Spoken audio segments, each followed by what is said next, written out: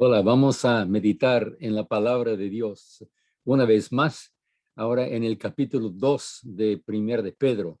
Soy el doctor Leroy Lince y el presente es el número 15 en nuestra serie de la primera carta de Pedro. Ahora nos toca concentrarnos en capítulo 2, versículos 9 y 10.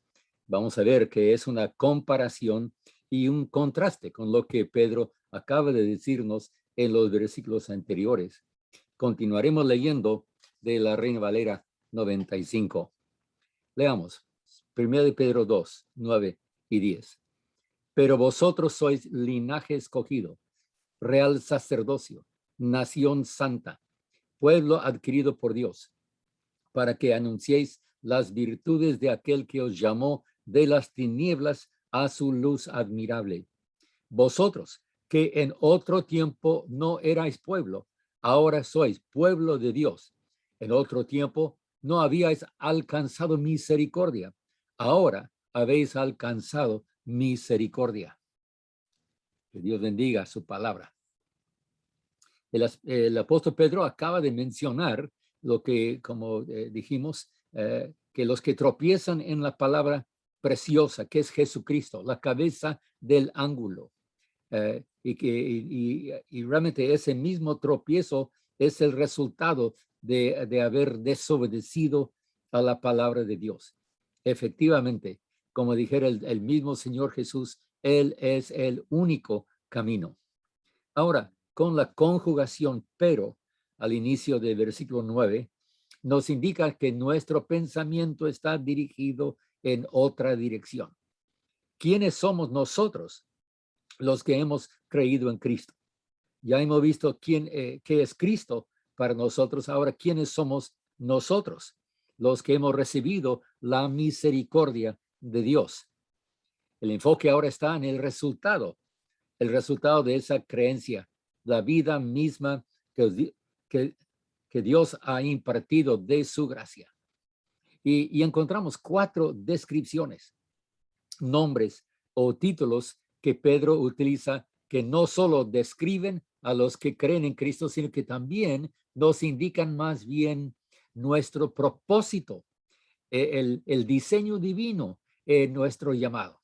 Veremos no solo privilegio, sino también responsabilidad. Vosotros sois, dice Pedro, ustedes son, nosotros los que creemos en Cristo, no importa nuestra ascendencia, nuestra raza o etnia, seamos ricos o pobres, seamos judíos o gentiles, educados o indoctos, varones o mujeres, nosotros somos. Y nota, por favor, estas 4 apelaciones. Número 1, linaje escogido. Número 2, real sacerdocio. Número 3, nación santa. Y en cuarto lugar, pueblo adquirido por Dios. Esperamos que nuestra meditación en estas 4 descripciones pueda ayudarnos a ver lo sublime y lo maravilloso, la importancia y la gloria que son tanto nuestros privilegios como también nuestro deber en Cristo. La gracia de Dios seguramente tiene un propósito y la maravilla es que Dios nos considere a nosotros como parte de su plan, ¿verdad? En primer lugar, linaje escogido. La palabra que se traduce linaje en la Reina Valera también en otras versiones se ha traducido raza o generación, como el pueblo de Israel era linaje o raza escogida por Dios. Ahora Él nos ha aceptado a nosotros por nuestra fe en Cristo. Ahora sí podemos decir que somos hijos de Abraham, pero no es por nuestra ascendencia ni por nuestra cultura, es por la mera gracia de Dios. Como el Señor mismo dijera a Israel, no era por la supuesta justicia de ellos, no porque era pueblo grande, ni por su pureza que Dios los redimió de Egipto, sino por la pura gracia de Dios. Y ahora Dios nos dice lo mismo. Si nosotros somos linaje escogido, no ha sido por nuestros méritos, ni por nuestra obediencia a la palabra, sino por su gracia únicamente. Claro que esa gracia dice que tenemos que obedecer, siendo nosotros linaje escogido. Pero como hemos observado, nuestro carácter, nuestro comportamiento deben reflejar esta realidad. ¿Vivimos como linaje escogido? Esa es mi pregunta a todos ahora. ¿Se ve en nosotros la cualidad de ser de una raza distinta a la del mundo? No se trata de racismo ni de autojusticia, no se trata de considerarnos mejores que los demás por en nuestra vida. Sin embargo, debe reflejar esa diferencia. Creo que las otras tres designaciones también nos ayudarán a identificar esta característica. Pero no debemos dejar el concepto de linaje sin observar su relación también con la idea de familia, relación familiar. La palabra escocesa, kin, expresa la intimidad, la confianza, un nivel de privilegio y también responsabilidad, de lealtad que se ve en los vocablos griegos que se traducen como etnia, tribu, familia o linaje. En segundo lugar, vemos que Pedro nos llama real sacerdocio. Esto es lo mismo que Dios quería para el pueblo de Israel, ser un reino de sacerdotes, reino por administrar el gobierno divino aquí en la tierra, siendo mayordomos del terreno que Dios nos ha dado. Esto en realidad habla más de responsabilidad que de privilegio. Sacerdotes por ser mediadores, intercesores y representantes de Dios ante un mundo necesitado.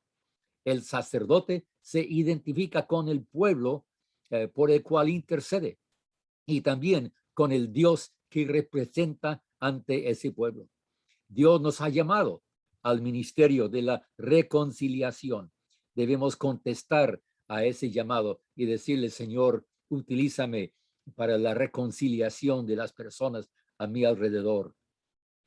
Esto es participar de su gracia provista en Cristo y ser sus representantes aquí mismo mientras vivamos. En tercer lugar, Pedro nos llama nación santa. Además de ser linaje y sacerdocio, ya vemos que somos nación. Tanto el linaje y el sacerdocio nos hablan más de características que vienen desde afuera. Nunca hemos escogido la raza humana en la cual nacimos, y el llamado al sacerdocio divino siempre viene de Dios mismo. Pero la apelación nación habla más de una asociación humana intencional, como indica la Real Academia, conjunto de los habitantes de un país regido por el mismo gobierno. ¿Será que la iglesia evangélica de hoy nunca ha entendido bien lo que significa ser a los ojos de Dios una nación? Y recordamos también que el significado céntrico de ser santo no es tanto la separación que la pureza. ¿De qué nos ha purificado Dios para que seamos nación santa? Tendremos que siempre, seguramente tendremos que decir más acerca de eso. Pero por lo pronto vamos al número 4. Pueblo adquirido por Dios.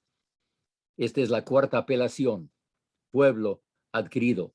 Dios mismo nos ha hecho en masa la gente comprada o redimida con un propósito. Esta descripción, más que las otras tres, nos habla del privilegio de integrarnos corporalmente como pueblo, gente en general, pero diferente. ¿Por qué? Porque es un pueblo adquirido. Estas cuatro designaciones nos recuerdan de las cuatro divisiones que se usan en Apocalipsis para describir el total de la humanidad, ya sea regida por Satanás o redimida por Dios mismo. Linaje, lengua, pueblo y nación. Describe la muchedumbre de adoradores ante el trono, uniendo sus voces en el cántico nuevo al Cordero. Y la mención de estas cuatro maneras de identificación ocurre como 7 veces en Apocalipsis. Varias combinaciones en diferente orden, pero siempre con la idea de describir a la humanidad en su totalidad. Algunos han observado que la palabra nación, especialmente en su forma plural, naciones, tiene la connotación de gente gentil o gente pagana, todos los que no son judíos. Pero lo precioso de todo esto es que nadie puede decir que está exento, ausente u olvidado. Dios ha redimido un pueblo de toda nación, tribu, pueblo y lengua. Y nos ha llamado a ser pueblo adquirido, comprado por precio infinito. Pedro nos recuerda en el versículo 10 que todo esto es por haber recibido la misericordia de Dios. Nosotros que en otro tiempo no éramos pueblo, ahora somos el pueblo de Dios. En otro tiempo no habíamos recibido misericordia, ahora hemos recibido misericordia. Pero esa misericordia describe todo. Dios, por su intenso, inmenso amor intencional, decidió mandar a su Hijo como propiciación por nuestro pecado. Y no solo por los méritos ni por los nuestros. No es solo por eso que hayamos gozado de esta gracia. Es solo por sus méritos, exactamente, por los méritos de Jesucristo y por su gracia que hemos recibido esta gracia de la misericordia. Y somos ahora, regresemos ahora al versículo 9 para considerar el propósito de todo esto. ¿Para qué nos ha llamado Dios de esta manera? Esto sería número 5 en nuestro bosquejo, si quieren. Para que anunciéis las virtudes de aquel que os llamó de las tinieblas a su luz admirable. Si somos linaje, sacerdocio, nación y pueblo, es con un propósito definido. Dar a conocer el poder de nuestro Salvador. Su virtud es en realidad su poder infinito. Ese poder transformador que nos ha cambiado no solo nuestro destino, sino también nuestro ser entero. Nuestro afán, entonces, en esta vida debe ser orientado a esta tarea única. El mundo entero necesita saber que el Evangelio de Cristo hace una diferencia en la vida.